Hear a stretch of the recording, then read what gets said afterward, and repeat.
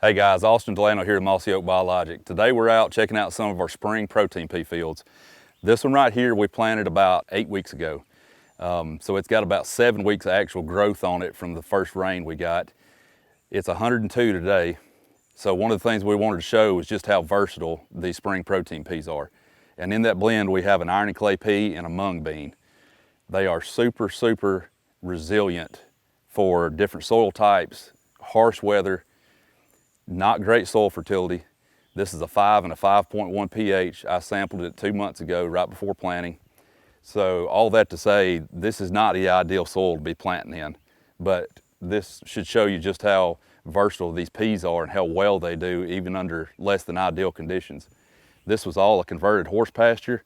We've got a soft edge where we're letting our weeds grow up here on the edges, so we've got kind of a nice transition zone between the timber and the food plot. There's actually a turkey nest right up here on the left, so they're using it for exactly what we left it for.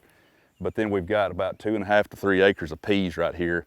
The deer are just now starting to find them and starting to wear on them pretty good, but we've got enough growth out of them right now that they can handle the browse pressure. So let's look at the attraction and the palatability part of these protein peas. So versus a soybean, we all know how much whitetails love soybeans, and unfortunately they almost love them too much right out of the ground. These peas seem to be less attractive right out of the ground than a soybean does. That's not to say they can't wipe these things out early, but they just generally do not do that like they do with a soybean field. So that's where these protein peas really kind of shine in high deer density areas.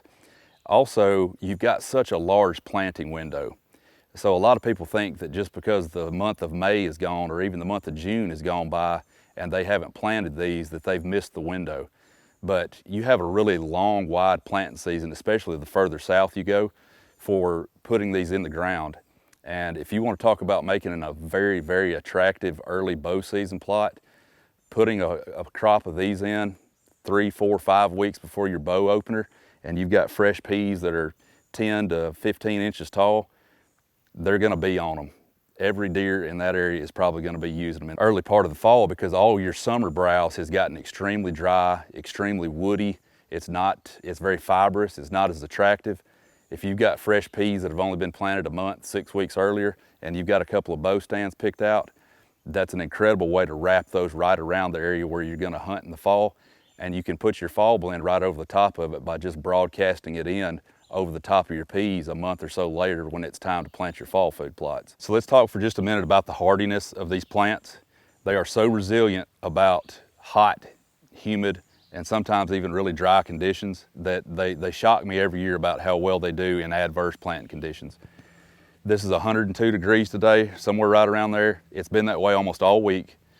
It's a pretty low rainfall year. It has not been great. We've caught enough to keep these up and going, but these are in the wide open sun out here, 2.5 acres, no protection throughout the entire day. And every leaf on most of these is just super lush. The deer are starting to find them, and there's so much good browse in there just waiting on these deer. And these peas are not delicate. They're not as easily overbrowsed as a soybean. And as we talked about earlier, they're not real picky about soil types. I've seen it grow in pure chert rock. I've seen it grow in clay. So really something to look at for your whitetail needs. The protein levels are unbelievable. So the nutrition level is great for mamas that are nursing babies, bucks that are finishing off their velvet antlers. It's really, you can plant them at the key time of year for your property, not just what seems to be the norm for a spring planting time. So use them, use the versatility, stage them. You could plant them in different stages on the same property within the same field, so they all are, maturing at different areas. A lot of different ways that you can utilize these protein peas to make it fit your whitetail management needs.